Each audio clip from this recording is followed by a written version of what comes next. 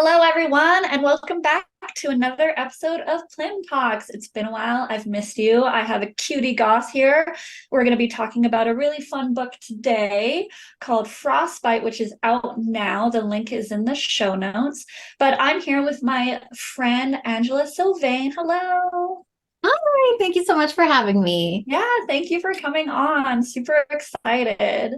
Now, Angela is a self-proclaimed cheerful goth who still believes in monsters. She adores reading and is always looking for a great book recommendation. Angela writes horror, science fiction, and dark fantasy. She has published one novella, Chopping Spree, and her short stories have appeared in over 24 publications. And of course, her debut novel, which we're talking about today, Frostbite, is out now from Dark Matter Inc. Her debut story collection, The Dead Spot Stories of Lost Girls, will be available from Dark Matter Inc. May 1st of next year. She grew up in North Dakota and holds degrees in psychology and philosophy from the University of North Dakota, which is pretty much Canada. After marrying her high school sweetheart, they moved to Colorado and now live on the Front Range of the Rockies with their 3 creepy cats. She's a member of the horror writing Writers Association, the Rocky Mountain Fiction Writers, and Pikes Peak Writers. And welcome again. Thank you so much. I'm so excited to be here. I always Yeah, I love see your, chatting with another goth. I know. So, watchers, viewers, whatever I call you, I forget, honestly, it's been a while. But we actually met at the Tattered Cover when we were both doing a live reading for Tarot 5280.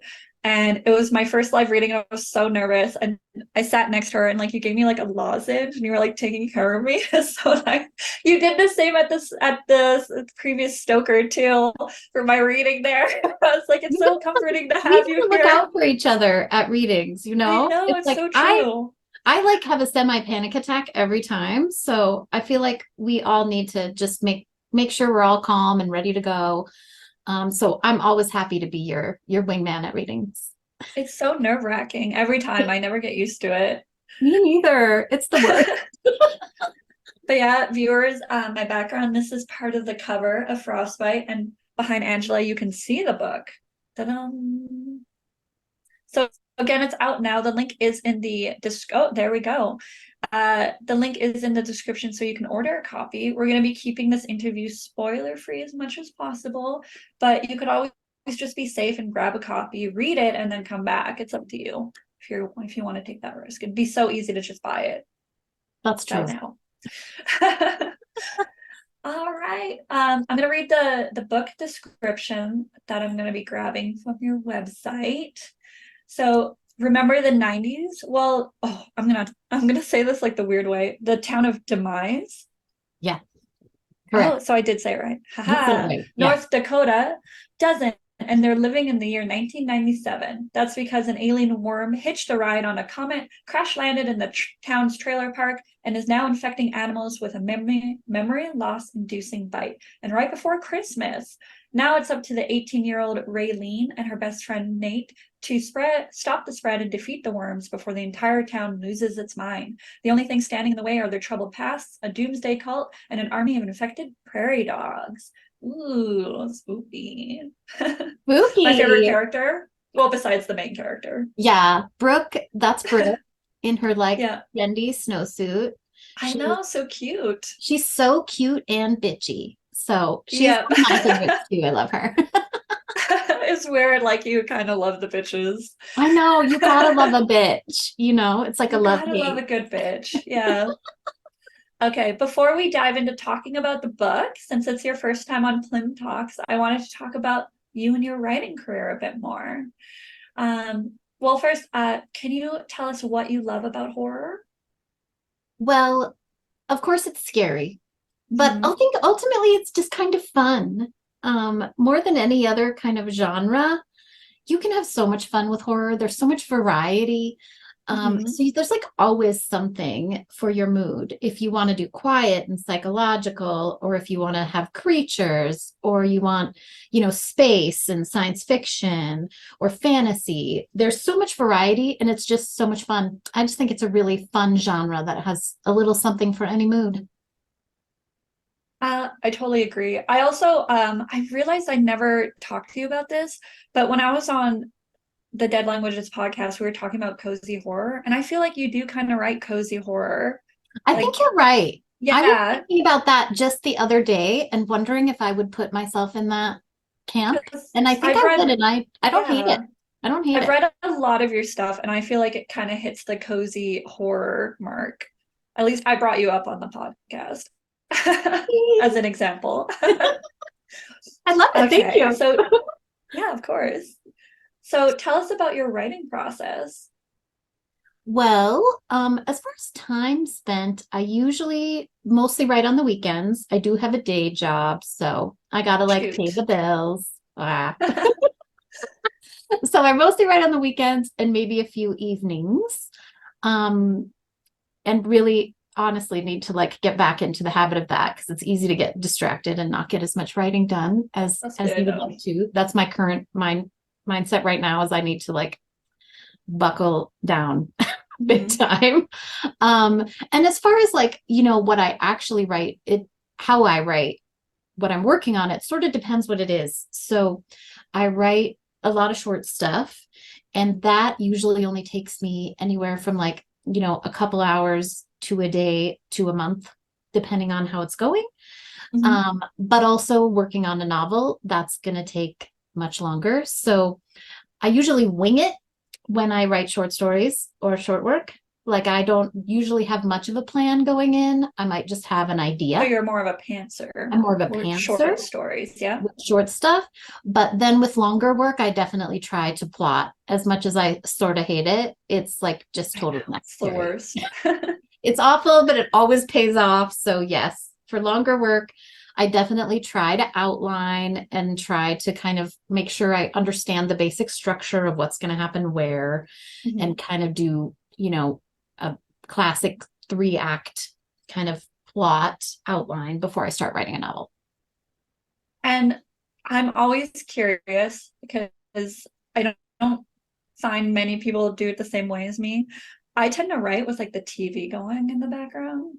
What's like Oh. your vibe? Like, do you have music? Do you like silence? Do you like your cat screaming at you constantly, telling you could be doing better? Why aren't you feeding me? My cats do scream at me constantly. I don't necessarily like it, but yes, they get all up in my business all the time. But I usually am a music person. I do need a distraction, like something to kind of distract me a little bit. But what I listen to sort of depends on what mood I'm going for. So, for example, with Frostbite, I listen to a lot of 90s music because it takes place in the Of 90s. course. Yeah. So I'd put on like 90s playlists and things. If I'm doing something maybe a little darker or I'm working on short stories, I might do more ambient kind of music without words and lyrics. But yeah, I basically always have to have some noise in the background. I'm too like distractible. So if there's silence, then it's almost like I can't pay attention. No, that's fair. I feel like I'm the same way with the TV, but it Mhm. also, my viewers have heard this a lot at this point, but it helps because like if my inner voice starts getting like on me, then I can watch TV for a bit and it gets distracted and then I go back to writing. I love that. I might have to Yeah. try it. Maybe I should put a TV Yeah. in my office. See, there you go. Or you could have like a YouTube thing on. That's true. Yes. Yeah. I sometimes do that as well. Okay, where do you generally find your inspiration for your short fiction and your longer fiction? I would say like everywhere, honestly. It just could be anything. I don't know about you, but I keep massive lists of ideas, probably most of which I will never look at again. Yeah. But just thousands and thousands of ideas that could be anything from, more of a completed concept to just a single word or a character name. So yeah, it basically everywhere. Like one piece I wrote earlier this year came from I saw a shoe laying in the middle of the road. And I was like, interesting. And it A just became a shoe. short story idea. So yeah, just anywhere at all. I mean, I think also I do pull a lot from my own experiences, of course. So once I have an idea, when I'm like actually building the characters and the world and everything, usually I'm, you know, imbibing it with stuff I know about. which, for example, is what happened with frostbite. Like, Mhm. I know about that place and those people. That So one Christmas you were attacked by prairie that's dogs. right. A Yeah. prairie dog did kill my brother. So no, I'm just kidding. I don't Jeez. have a brother. Well, not anymore after the prairie Not dog got anymore. done with him. Not anymore. It's a sore subject at Christmas, but Yeah. but yes, like setting and characters and things. It's helps to Mhm. pull from your own experience and memories for sure. Yeah. Okay, so with that segue about the prairie dogs, let's dive into Frostbite. Again, out now. Out now. Okay, as spoiler free as possible. I know I read the back text of it, but can you tell the viewers what Frostbite is about? Sure. So it's about a small town in North Dakota that gets hit by a meteor and it infects the hibernating prairie dogs with an alien worm that steals people's memories. So the main character, Raylene, and her best friend, Nate, it lands like behind her house, her trailer park, and they are the ones that end up kind of having to save the town because, as happens in many horror movies and books, people don't always believe you when you tell them what's going on. I mean, it's hard Because to believe that people wouldn't believe you if you were like, hey, there's right, alien worms everywhere. these prairie dogs are like attacking. You're like, ma'am, no, please stop calling us. Yeah. So yeah, they basically just have to save their town while also dealing with their own stuff. Like Raylene is caring for her mom who has dementia, and Nate has his own things going on as well. So yeah, kind of There's a like doomsday cult. there's a doomsday cult, there's like a crazy religious cult, which is something I always love. Cults find their way into a lot of stuff I write because I really love cults. Well, I mean, I don't Mhm. love them. I like writing about them because Angela confirmed cultist 2023. You've heard it here, folks. I do. Yeah. Well, okay. You heard it here first. Yeah, confirmed. Confirmed. There we go. So yeah, lots of wackiness, lots of action, lots of creatures. I hope it people will find it fun. And so you mentioned a lot of your inspirations you take from your own life. Were there any really specific ones that went into Frostbite Yes, for besides surviving sure. a North Dakota winter? Yeah. You know what I'm talking about because you are from Canada. I You know. have Manitoba is right above North That's Dakota. right. We're We're both in practically that sisters. zone. We have, nicer parts away from us, but in the middle part, our winters, oof, so brutal. Mm-hmm. Yeah. So yes, that is definitely pulled from personal experience. Um, and really even more about the setting. So I grew up in a trailer park in North Dakota. So essentially Raylene's house is based on where I personally grew up. And the actual town kind of takes inspiration from a lot of different places around North Dakota. So the town where I grew up, Grand Forks, plus there's in the town of Demise, there's a super salinated lake. So a super salinated lake is like the Dead Sea or something where Hmm. it has a lot of salt and it's hard for creatures to survive, but it also doesn't freeze in the winter. So there is actually one of those in North Dakota in the Devil's Lake area. So there's some things like that I kind of pulled from to build the fake town using elements of places that I was familiar with. And then obviously the cult you were involved with as a child. Yes, And totally. the murder of your brother from the prairie dogs. Yes, totally. Yes. Yeah. I found it Just very cathartic to, work my yeah. way through So those you're things. saying this is just an autobiography. Yeah, this is actually a work of nonfiction. Yeah, beautiful. Yeah, it was and it was so funny to find out you're from Grand Forks because I'm from Winnipeg. And the Uh-huh. fact that we like were going to each other's cities, we were I so know. close to each other the whole time. And I But it think took us we both moving to Colorado What? Well, to we meet have each that other. in common too. We were like, we need to escape these places where we grew up. Yeah. But I was always jealous of my Canadian friends because I don't know, Canada always seemed cooler than North Dakota. Mm. And also you guys could drink a lot younger than we could. Well, my family went to the Grand Forks so we could go to Target. Yeah, I worked at that mall. Maybe I ran into you. You maybe ran into us. I worked at the mall, Columbia Mall, where the Target Mm. was. Yeah, we So went to Target maybe. a lot. Yeah. All right. So the novel itself is really fun. Like I really enjoyed it again. I felt like it was very cozy vibes, but also like it just screams neon, even in the prose. Like it just is like so vibrant in 90s culture. What was your favorite part about writing it? Well, I think because it's a kind of a horror comedy, I could do really wacky things. And I sort of set a goal for myself of like raising that bar and doing really bonkers stuff that no one would expect. Like, oh, someone, I know in this scene, someone has to die. Yeah, How am I going to kill them? That would be a really wacky way to do that. Or how am I going to use all the like, plot pieces and characters and animals and everything in really crazy ways to just Mhm. escalate toward the tip top of what you could think would happen. Which I won't tell you what those are because I don't want to spoil it. Spoiler free. But spoiler Out free, now. Out now. Buy it out now. now.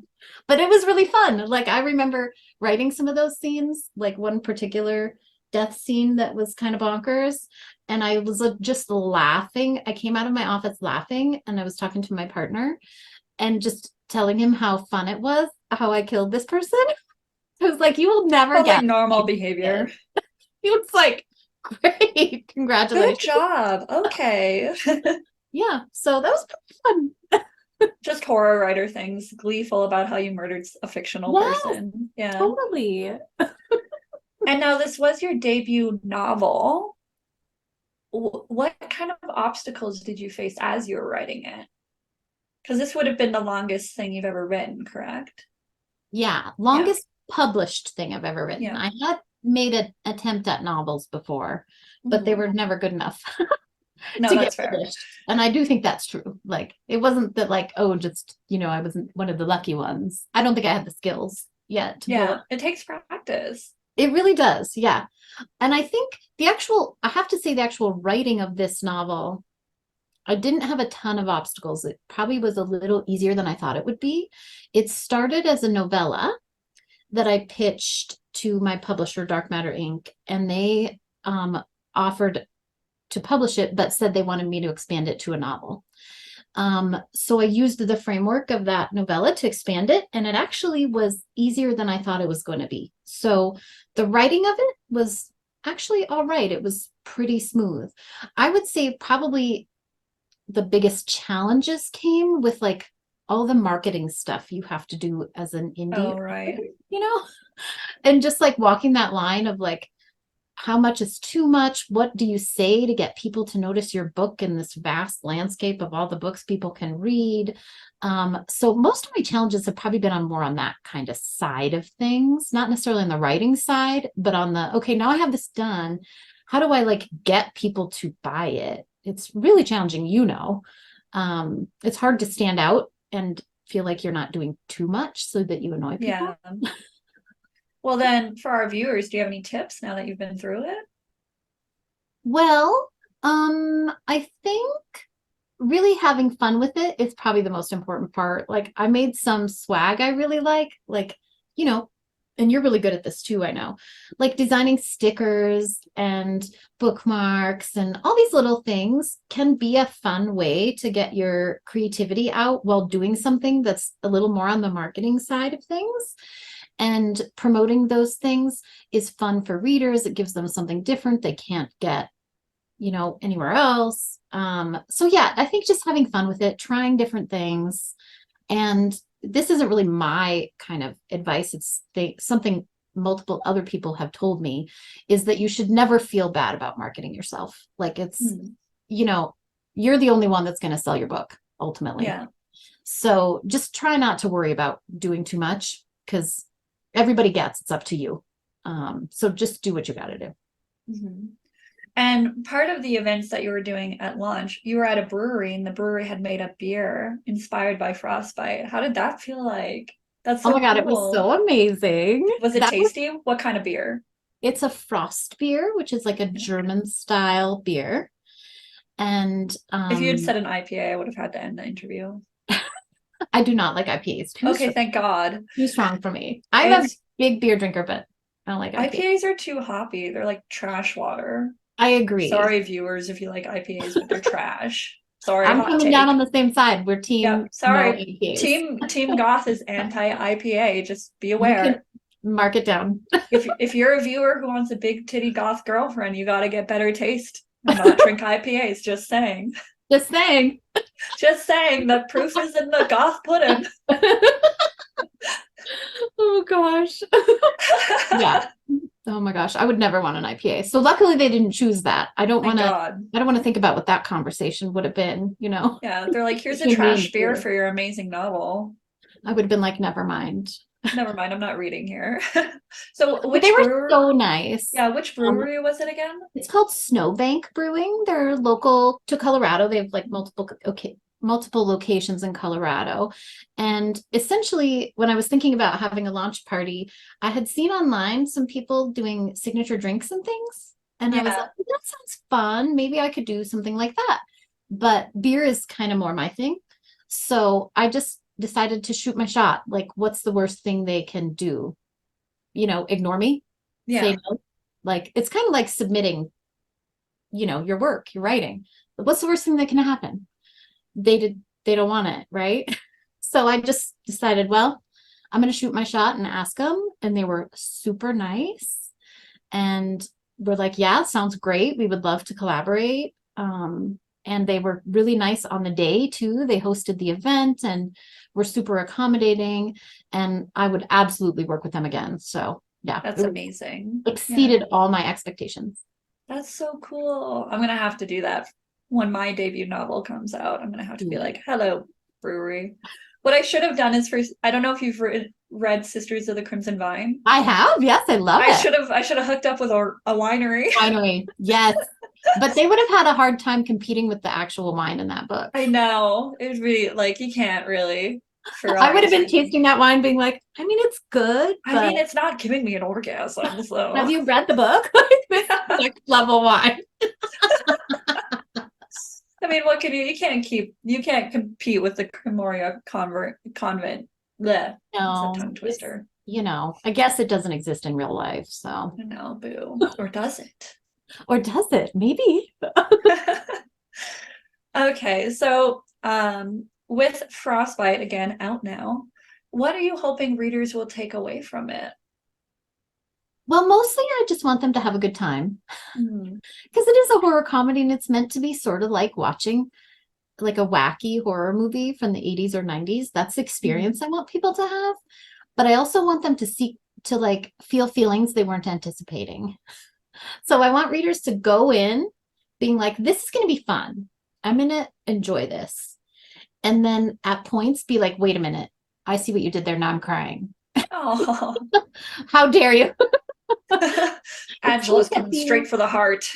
sneak a few emotions in, but mostly I just want people to like have a good time with it, have some fun. And if there's like any kind of theme to the book, I think it's probably sort of the power of friendship, Mhm. and making the best of the situation you're in. Like, you know, I didn't particularly like living in North Dakota. Those winters were like terrible. But Yeah, that having your eyelashes freeze shut was definitely an experience every winter. yeah, that's no joke. Having to check Or wind chill warning before going to school. that's right. To know if you could Yeah, have exposed skin because you yeah. can't like you could get like immediate frostbite. Hmm. Literally. Yeah, it was awful. But that doesn't mean you can't like have good friends and make it a fun Yeah, time. because you trauma bond from almost freezing to death every winter. You take that Yeah, and use it for good. exactly. Friendship. Friendship. It's probably why you and I bonded so quickly. I know, because we were like, we could recognize in each other the survivor of winter. Yeah, Yeah, that's winter right. child. Your skin has that sheen. I can I tell. We've got know. frostbite multiple times. I know that nice dead sheen to it.